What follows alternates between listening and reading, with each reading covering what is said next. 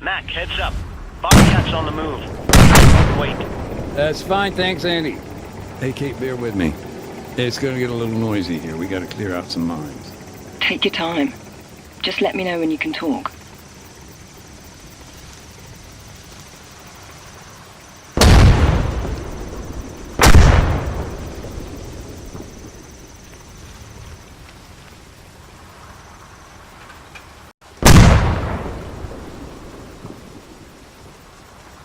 Okay, road's safe now. Bring the van on up. Will do. Also, Mac, the NATO guys, they've kicked in all the doors. You're free to search inside the buildings now. Got it. At least I can get out of the fucking rain. I'll come find you in a bit. Have fun reminiscing.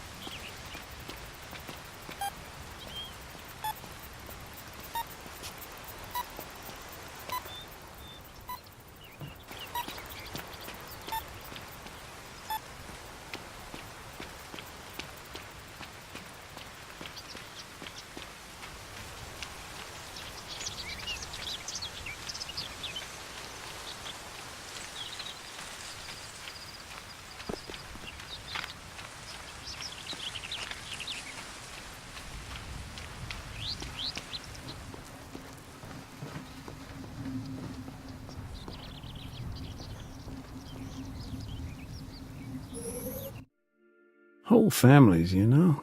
What's that, Nathan? Sorry, I'm talking to myself. Old habit. Just this whole mess. The war. Everything. I focus on my work, get the job done, but now and again, it's hard not to think, what happened to the folks here?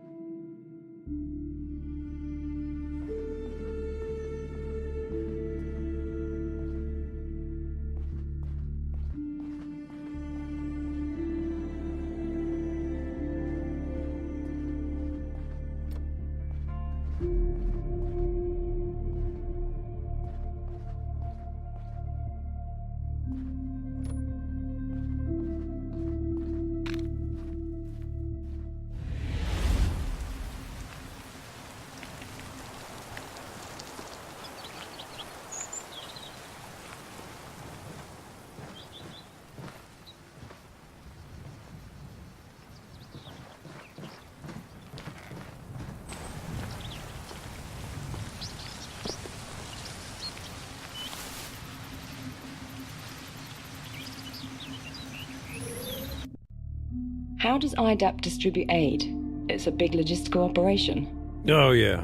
As the name suggests, we're an international organization. You wouldn't believe the paperwork. Supplies come in from all over Europe, end up at our depot in the Netherlands. And they're shipped out from there? Mm-hmm. Worldwide. Ground convoys make up the last leg of the journey. Though sometimes we rely on helilifts and airdrops.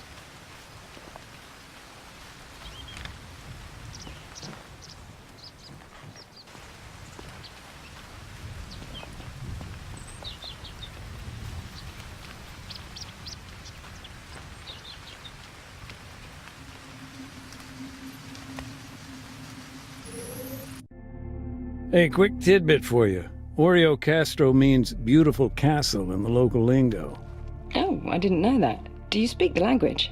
Not so much, only with the older generation. Not a problem now, though. Oh? Well, Oreo Castro's pretty much a ghost town. Nothing here but remnants of war and a couple of goats. And they aren't exactly great conversationalists. Morning. You been in? You kidding me? I ain't going in there, man. That shit's all yours.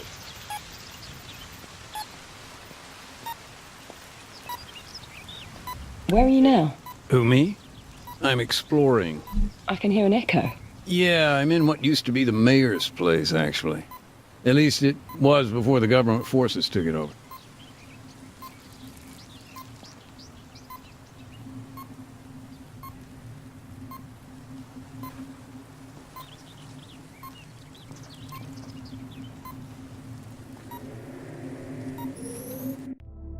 Tell me more about Staff Sergeant Adams. You met him on a previous deployment. That must have been in Generous, right? No, actually, this was after I'd left the military. Previous deployment with IDAP, Pakistan. It must have been, 15 years ago? I think. Feels like another lifetime.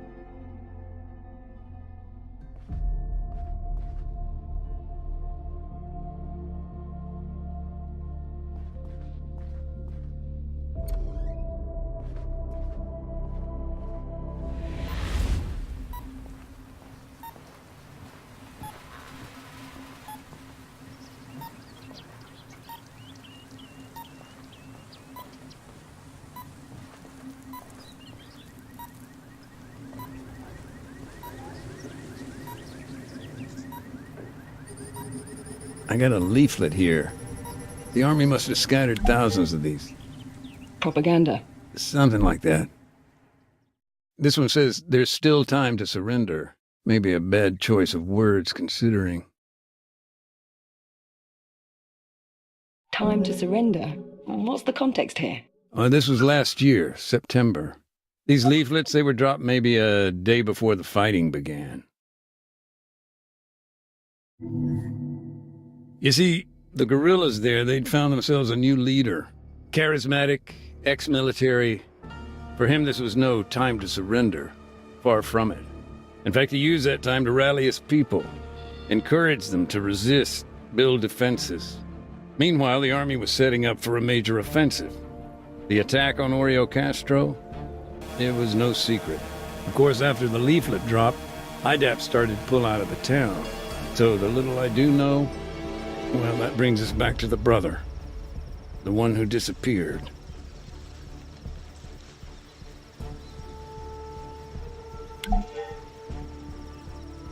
His name was Alexis. He'd volunteered to build the barricade. Town was his home, after all.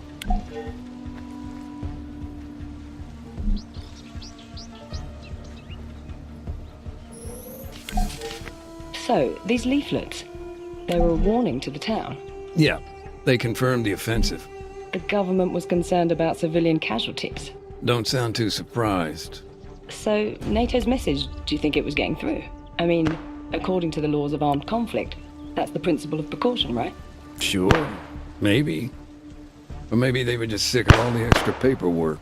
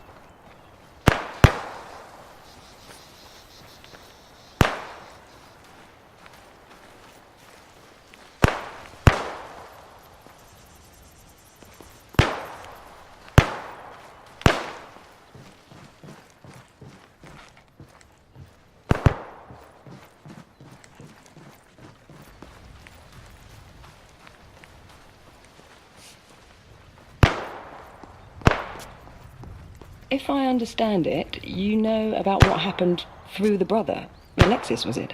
Did you meet him? Not directly, but, it's a small town, right? People knew Alexis. After what happened here, I talked to the locals. Found out what I could. The rest of what I know is pieced together from the commission report itself. Actually, that incident report, the evidence you submitted, that's partly why I asked for the interview. I want to gain a human perspective. Well, that's understandable. I mean, for a humanitarian commission, those reports tend to be, A little detached, yes.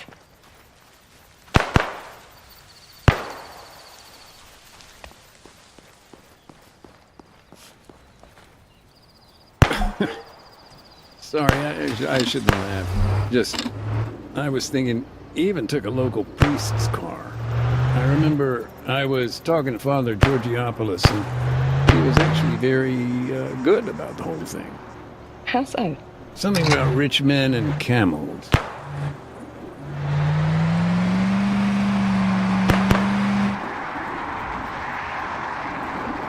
Help me out with some context here. This barricade.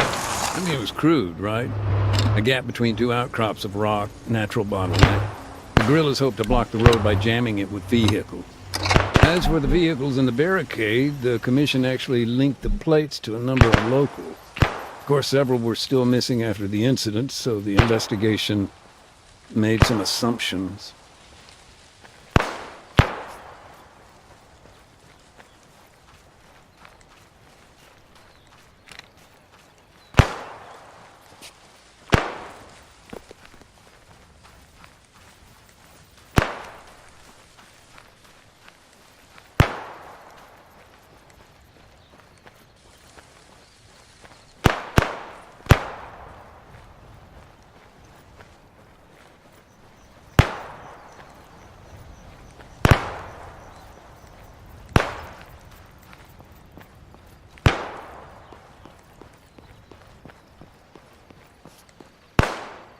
IDAP's neutrality was one thing, but the situation they faced was quite another. You mean to say even your own vehicles were commandeered? Nothing like biting the hand that feeds you, huh?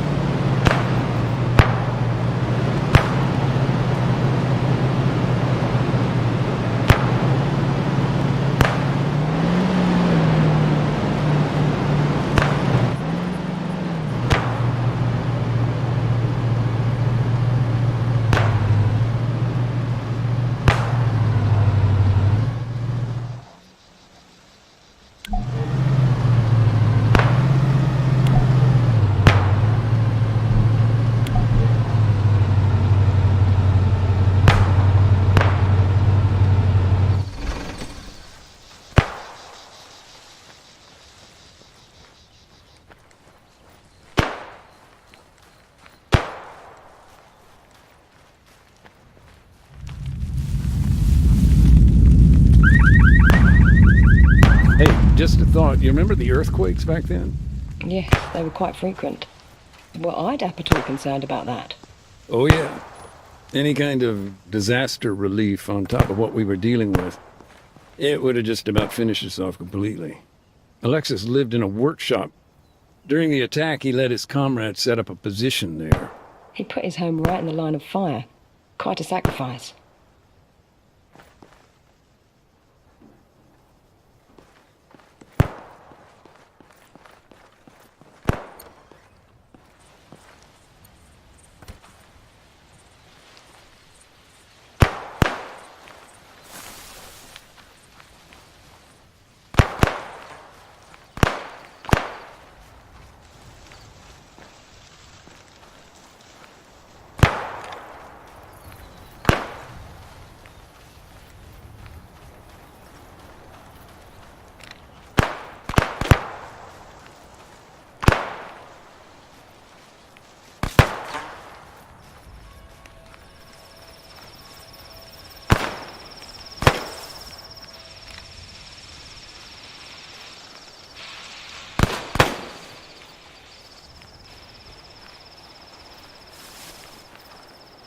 Do you think Alexis, I don't know, thought twice about taking these vehicles?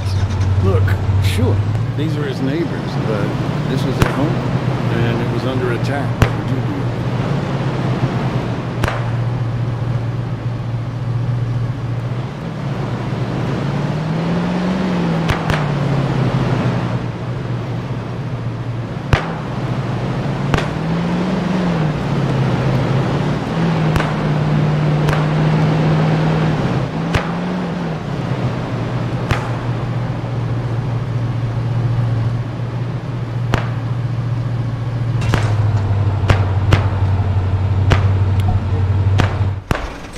after Alexis built the barricade, what then?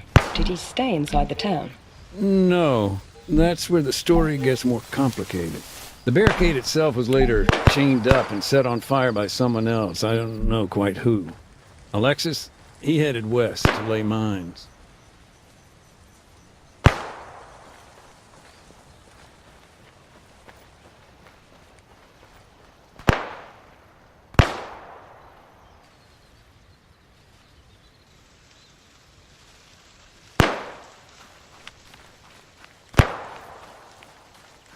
Anti-tank mines were already in the ground. If there's no pull fuse, and so long as they've not been stacked, they aren't too hard to remove. But Alexis, although he didn't use anti-handling devices, he did create a hybrid minefield. AT mines. Mixed with APs. That's it, yeah. He put anti-personnel mines around the anti-tank ones, made clearance all that much harder.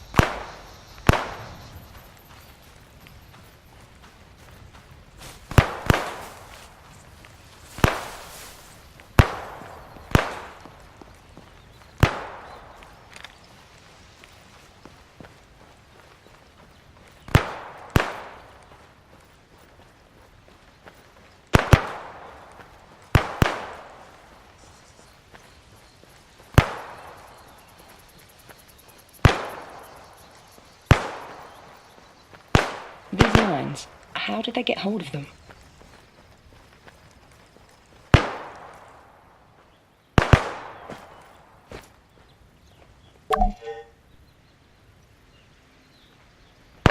They got them when the government's outposts fell into guerrilla hands.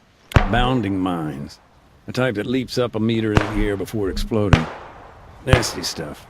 Hell, nowadays they're even made with plastic casing to throw off older types of mine detector. Lovely. Oh yeah, just do yourself a favor. Don't look up Bouncing Betty injuries online.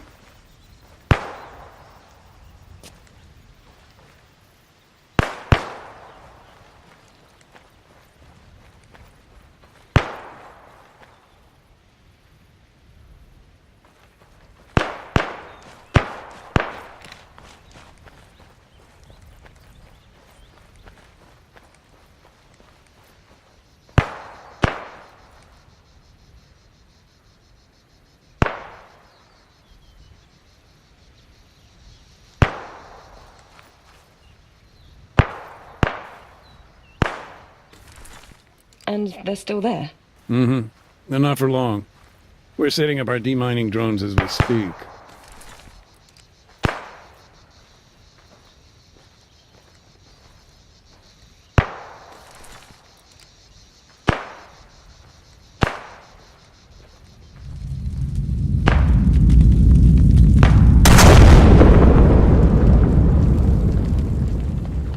You know, thinking about it, even if we had a record of where Alexis's mines were, it may not do much good.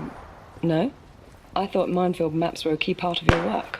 Most folks don't realize, but landmines, they don't stay put. Heavy rain, landslides, keeping a map current ain't so simple. And with all the earthquakes in this region, there's little chance they'd all be in the same place. I don't know. Maybe just gallows humor, but we've got an expression for that. Landmines have legs.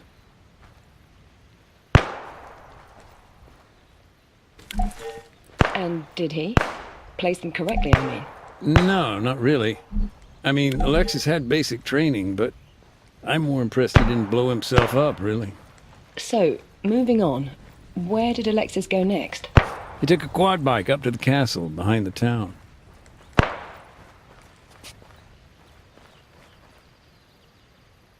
The castle? Why? He was needed at the Guerilla's base camp. Okay. His group were running things from up at the castle. Mm-hmm. And I see what you're getting at. Yeah, Geneva Convention's cultural objects, I think.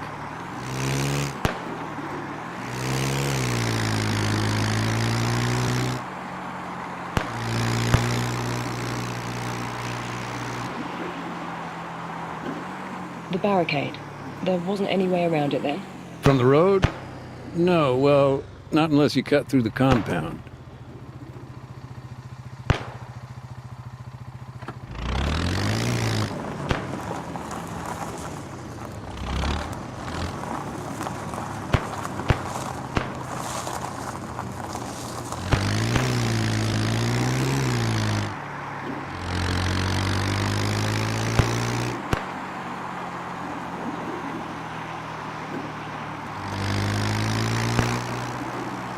Maybe a technical question.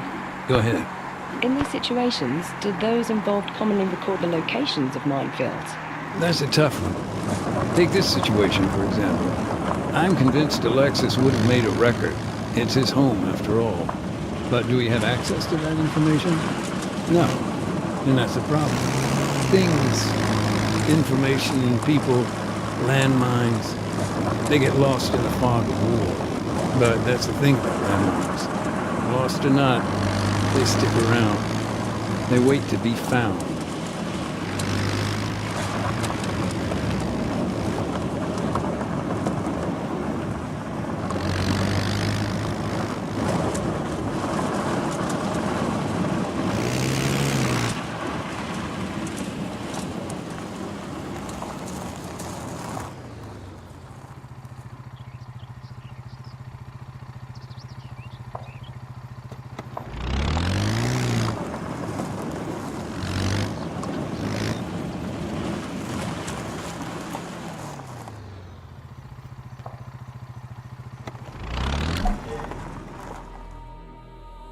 Do you feel these preparations made a difference?